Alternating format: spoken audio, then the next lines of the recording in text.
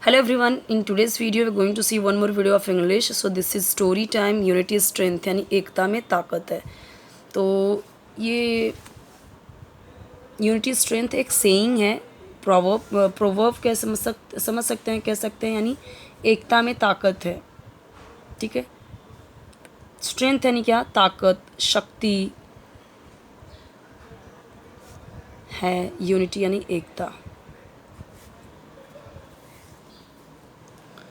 Story time यानी कहानी का समय. Listen, repeat and enact. Listen सुनो, रिपीट करो एंड इनैक्ट करो. वैसे ही कोशिश भी करो बोलने की. आपको भी वही करना है जैसे से मैं यहाँ पे आपको पढ़ा रही हूँ, वैसे वैसे आपको भी प्रैक्टिस करनी है. So let's start. An old man lived with his 4 sons. अब यहाँ पे देखिए एन का यूज़ हुआ है. क्यों? क्योंकि ये जो है AEIOU पहला वीडियो मैंने इसी पे बनाया था आर्टिकल. अगर आप प्लेलिस्ट में चेक करोगे तो first video basics of English में आपको इसी का मिलेगा. तो AEIOU. अब यहाँ पे किससे स्टार्ट हुआ है? ओ, यानी कि क्या है? ये वॉवेल है. वॉवेल यानी स्वर. जब आपका कोई शब्द स्वर में है तो उसके पहले अगर आपको एक ऐसा दिखाने की ज़रूरत है तो आपको एन लगाना पड़ेगा. दो होता है, एक अ और एन. अ के लिए भी एक यूज़ होता है, एन के लिए भी एक यूज़ होता है. ठीक है. तो ये याद रखिए कि इस कोई भी आएगा. जैसे भी एलिफेंट आ गया, ई से स्टार्ट हुआ, मैं यही बोलूँगी an elephant levied in the jungle. रहता था एक जंगल में. ठीक है. आउल आ गया, OWL वाला, उल्लू वाला, एन आउल. अम्ब्रेला हो गया, an umbrella. An ice cream, an apple. तो याद रखना है कि जब इस मतलब इसमें से कोई मतलब स्वर वाला अ ई उ ऐसे सेंटेंस स्टार्ट हो तो हमेशा अगर आप एक लगाने की सोच रहे हैं तो एन लगेगा. मतलब जहाँ पे लगेगा तो एन लगेगा, अ नहीं लगेगा. कॉन्सोनेंट के साथ में अ लगेगा. कॉन्सोनेंट यानी क्या? ABCD में इन 5 को छोड़ के, A to Z से लेके इन 5 को छोड़ के जितने भी लेटर्स आएंगे उनके साथ फिर हम एन लगाते हैं. लेकिन कुछ सिचुएशन भी होती है, वो मैंने ना फर्स्ट वीडियो में समझा रखी है. जैसे 1 घंटा बोलते हैं ना, सो एन आर, तो उसे क्या बोलेंगे? An R. अब यहाँ पे तो स्टार्ट हुआ एच से, लेकिन क्यों मैं बोल रही हूँ? क्योंकि ये साइलेंट है. आर बोल रहे हैं, एन आर. 1 घंटा. ओके, चलिए देखते हैं. An old man lived with his 4 sons. एक बूढ़ा आदमी, ओल्ड मैन है तो बूढ़ा आदमी, रहता था विद यानी के साथ, हिज यानी अपने, 4 यानी 4, सन्स यानी बेटों के साथ. इन अ एक गांव. सो एक बूढ़ा आदमी अपने 4 बच्चों के साथ एक गांव में रहता था. The old man was worried. Old man यहाँ पे मैंने बता दिया है. अच्छा, यहाँ पे ओल्ड मैन मैं बोल रही हूँ तो पूरा का पूरा मैं ओल्ड मैन तो नहीं बोल रही हूँ, ओल्ड मैन. ठीक है. The old man was worried, चिंतित था.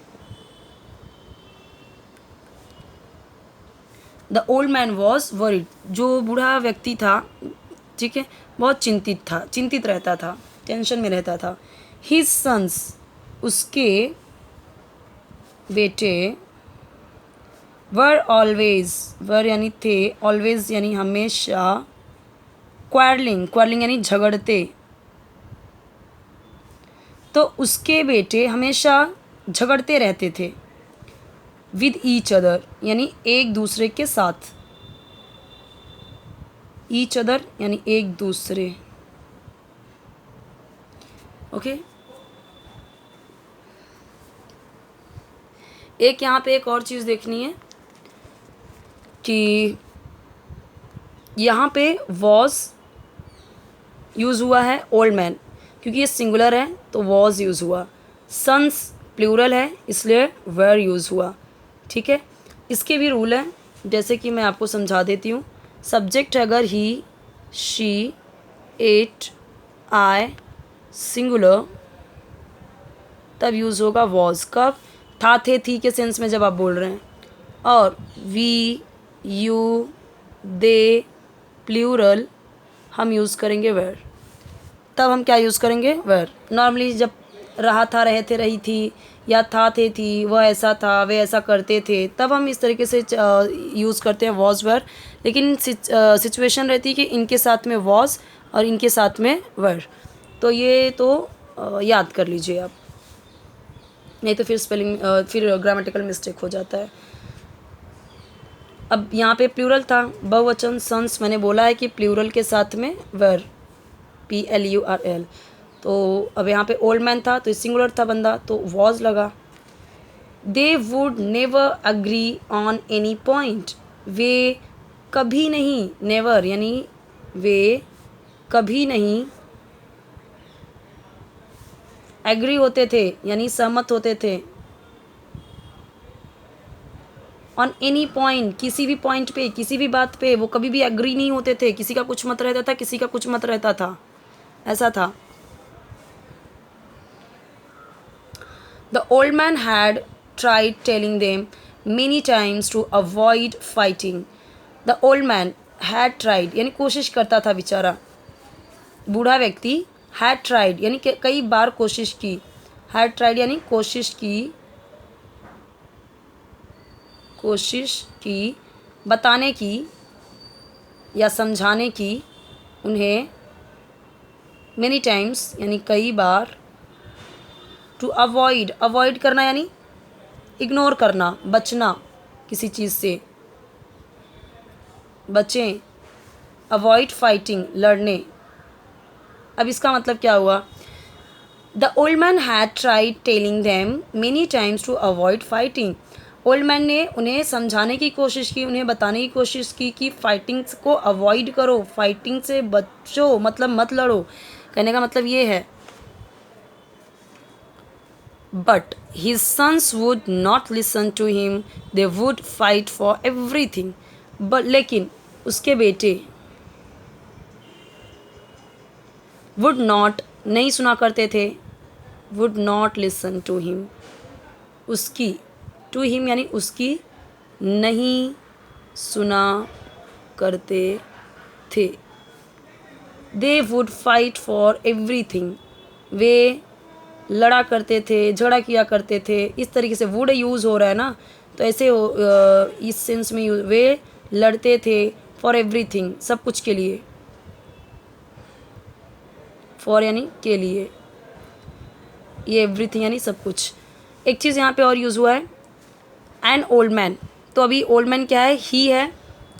मेल के लिए हम यूज़ करते हैं ही, वह, उसे, ठीक है, ही। तो ही के साथ में हिज यूज़ हुआ है, यानी अपना। An old man lived with his 4 sons, एक बूढ़ा आदमी अपने। तो ये एक रूल है, इसका मैं आपको समझा देती हूँ कि जैसे वहाँ पे ही के साथ में हिज यूज़ हुआ अपने के लिए, उसी तरीके से अगर वो लड़की होती, बूढ़ी औरत होती, तो शी लिखते हम। तो शी के साथ में क्या यूज़ करते थे, जैसे यहाँ पे अब क्या था, an old man lived with his 4 sons. तो ऐसे अगर मैं बोलूँ an old woman lived with, तब भी क्या हिज आएगा, नहीं, तब हर आ जाएगा अपने के लिए। यानी सब्जेक्ट के अकॉर्डिंग, यानी प्रोनाउन के अकॉर्डिंग उसका पॉजेसिव प्रोनाउन चेंज हो जाता है। इट के साथ में इट्स आ जाता, he, she, it. And I के साथ में माय आ जाता, we, our, I, we, you, your, they, their. ये वाला देर, ये वाला देर नहीं,